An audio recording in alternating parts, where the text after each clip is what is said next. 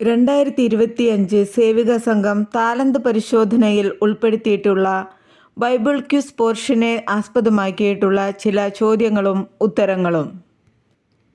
ഒന്നാമത്തെ ചോദ്യം: അഴിഞ്ഞു പോകുന്നതും തീയിൽ ശോധന കഴിക്കുന്നതുമായ പൊന്നിനേക്കാൾ നിങ്ങളുടെ വിശ്വാസത്തിൻ്റെ പരിശോധന വിലയേറിയത് എന്ന് എപ്പോഴാണ് കാണാൻ ഇടവരിക? ഉത്തരം: യേശു ക്രിസ്തുവിൻ്റെ പ്രത്യക്ഷതയിൽ.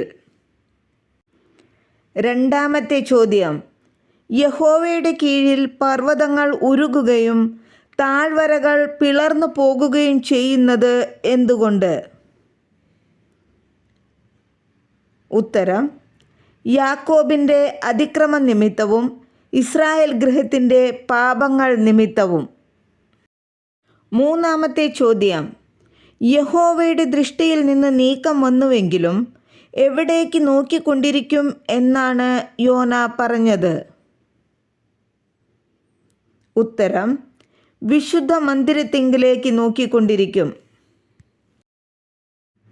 നാലാമത്തെ ചോദ്യം: ക്രിസ്തു തൻ്റെ ശരീരത്തിൽ നമ്മുടെ പാപങ്ങളെ ചുമന്നുകൊണ്ട് ക്രൂശിന്മേൽ കയറിയത് എന്തിന്? ഉത്തരം: നാം പാപം സംബന്ധിച്ച് മരിച്ച് നീതിക്ക് ജീവിക്കേണ്ടതിന്. അഞ്ചാമത്തെ ചോദ്യം: സോദോമും ഗൊമോറയും നിത്യാഗ്നിയുടെ ശിക്ഷാവിധി സഹിക്കേണ്ടി വന്നത് എന്തുകൊണ്ട്? ഉത്തരം: ദുർനടപ്പ് ആചരിച്ച് അന്യജഡം മോഹിച്ചു നടന്നതിനാൽ. ആറാമത്തെ ചോദ്യം: ലോകത്തെ ജയിക്കുന്നത് ആര്? ഉത്തരം: യേശു ദൈവപുത്രൻ എന്ന് വിശ്വസിക്കുന്നവൻ. ഏഴാമത്തെ ചോദ്യം: ദൈവം തൻ്റെ പുത്രനെക്കുറിച്ച് പറഞ്ഞ സാക്ഷ്യം എന്ത്? ഉത്തരം: ദൈവം നമുക്ക് നിത്യജീവൻ തന്നു, ആ ജീവൻ അവൻ്റെ പുത്രനിൽ ഉണ്ട്.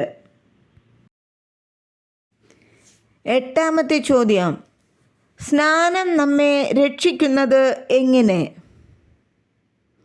ഉത്തരം: ദൈവത്തോട് നല്ല മനസ്സാക്ഷിക്കായിട്ടുള്ള അപേക്ഷയായിട്ട്. ഒമ്പതാമത്തെ ചോദ്യം: കിടക്കമേൽ നീതികേട് നിരൂപിച്ച് തിന്മ പ്രവർത്തിക്കുന്നവർ എന്തൊക്കെയാണ് മോഹിക്കുന്നത്? ഉത്തരം: വയലുകളും വീടുകളും. പത്താമത്തെ ചോദ്യം: സിയോൻ പുത്രിയെ എവിടെ വെച്ചാണ് യഹോവ ശത്രുക്കളുടെ കയ്യിൽ നിന്ന് ഉദ്ധരിക്കുക? ഉത്തരം: ബാബേലിൽ വെച്ച്. 11ാമത്തെ ചോദ്യം: പത്രോസ് കർത്താവായ യേശു ക്രിസ്തുവിൻ്റെ ശക്തിയും പ്രത്യക്ഷതയും നമ്മോട് അറിയിച്ചത് എങ്ങനെ? ഉത്തരം: അവൻ്റെ മഹിമ കണ്ട സാക്ഷികളായി തീർന്നിട്ട്. 12ാമത്തെ ചോദ്യം: ആരുടെ ഒടുവിലത്തെ സ്ഥിതിയാണ് ആദ്യത്തേതിനേക്കാൾ അധികം വഷളായിപ്പോയത്? ഉത്തരം: കർത്താവും രക്ഷിതാവുമായ യേശുക്രിസ്തുവിൻ്റെ പരിജ്ഞാനത്താൽ ലോകത്തിൻ്റെ മാലിന്യം വിട്ടോടിയിട്ട് വീണ്ടും അതിൽ കുടുങ്ങി തോറ്റുപോയവരുടെ. 13ാമത്തെ ചോദ്യം: യോഹന്നാൻ ബാല്യക്കാർക്ക് എഴുതുവാൻ കാരണമെന്ത്? ഉത്തരം: അവർ ശക്തരാകിയാലും ദൈവവചനം അവരിൽ വസിക്കിയാലും അവർ ദുഷ്ടനെ ജയിച്ചിരിക്കയാലും. 14ാമത്തെ ചോദ്യം: പുത്രൻ അല്ലെങ്കിൽ ക്രിസ്തു നമുക്ക് തന്ന വാഗ്ദത്തം എന്ത്? ഉത്തരം: നിത്യജീവൻ. 15ാമത്തെ ചോദ്യം: നോഹയുടെ കാലത്ത് പെട്ടകം ഒരുക്കുന്ന സമയം ദൈവം ആരോടാണ് പ്രസംഗിച്ചത്? ഉത്തരം: അനുസരിക്കാത്തവരായി തടവിലുള്ള ആത്മാക്കളോട്. 16ാമത്തെ ചോദ്യം: നാം അനുഗ്രഹം അനുഭവിക്കേണ്ടതിന് വിളിക്കപ്പെട്ടതുകൊണ്ട് എന്ത് ചെയ്യരുത്? ഉത്തരം ദോഷത്തിന് ദോഷവും ശകാരത്തിന് ശകാരവും പകരം ചെയ്യരുത്. 17-ാമത്തെ ചോദ്യം. അനുസരണമുള്ള മക്കളായി എല്ലാ നടപ്പിലും വിശുദ്ധരാകേണ്ടതിന് നാം എന്താണ് മാതൃക ആക്കാതിരിക്കേണ്ടത്? ഉത്തരം നമ്മുടെ അജ്ഞാനകാലത്ത് ഉണ്ടായിരുന്ന മോഹങ്ങളെ. 18-ാമത്തെ ചോദ്യം. നമ്മിൽ വസിക്കുന്നതും നമ്മോടുകൂടെ എന്നേക്കും ഇരിക്കുന്നതും എന്ത്? ഉത്തരം സത്യം. 19-ാമത്തെ ചോദ്യം. അതിഥികളെ സൽക്കരിക്കുന്നവർ എന്തിനാണ് കൂട്ടുവേലക്കാരാകുന്നത്? ഉത്തരം സത്യത്തിന്. 20-ാമത്തെ ചോദ്യം. ആരോടാണ് ദോഷം ചെയ്യാതെ നാവിനെയും വ്യാജം പറയാതെ അധരത്തെയും അടക്കിക്കൊള്ളുവാൻ പറയുന്നത്? ഉത്തരം ജീവനെ ആഗ്രഹിക്കുകയും ശുഭകാലം കാണുവാൻ ഇച്ഛിക്കുകയും ചെയ്യുന്നവരോട്. 21-ാമത്തെ ചോദ്യം.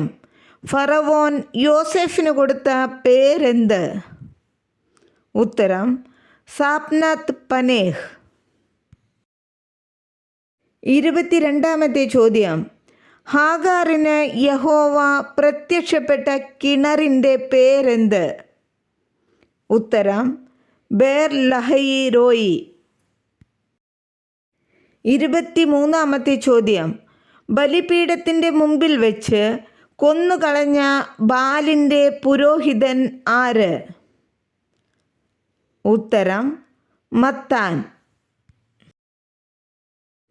24-ാമത്തെ ചോദ്യം. ശലോമോൻ ഏതു പർവ്വതത്തിലാണ് യഹോവയുടെ ആലയം പണിതത്? ഉത്തരം മോരിയ പർവ്വതത്തിൽ. 25-ാമത്തെ ചോദ്യം. യെരുബാൽ എന്ന് പേര് വിളിച്ച ന്യായാധിപൻ ആര്? ഉത്തരം ഗിദയോൻ. 26-ാമത്തെ ചോദ്യം.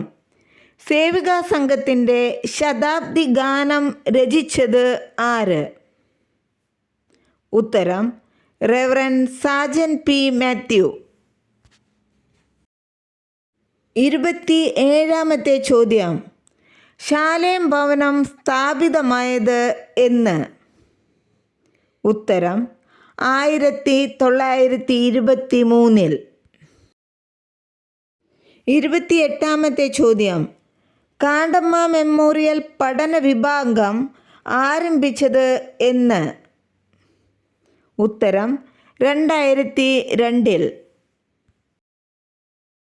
29-ാമത്തെ ചോദ്യം. സേവികാ സംഘത്തിൻ്റെ നേതൃത്വത്തിലുള്ള സമ്മർ ക്ലാസ് ആരംഭിച്ചത് എന്ന്? ഉത്തരം 1951. 30-ാമത്തെ ചോദ്യം. സേവികാ സംഘത്തിൻ്റെ ആദ്യത്തെ ഉപദേശക സമിതിയിൽ എത്ര പേരുണ്ടായിരുന്നു? ഉത്തരം 11. ഈ ചോദ്യോത്തരങ്ങൾ ഇവിടെ അവസാനിക്കുകയാണ്. വീണ്ടും അടുത്ത വീഡിയോയുമായി നമുക്ക് ഉടനെ തന്നെ കാണാം. ഈ ചാനൽ ആദ്യമായി കാണുന്നവരാണെങ്കിൽ സബ്സ്ക്രൈബ് ചെയ്യുവാൻ മറക്കരുതേ. നന്ദി. ദൈവം നമ്മെ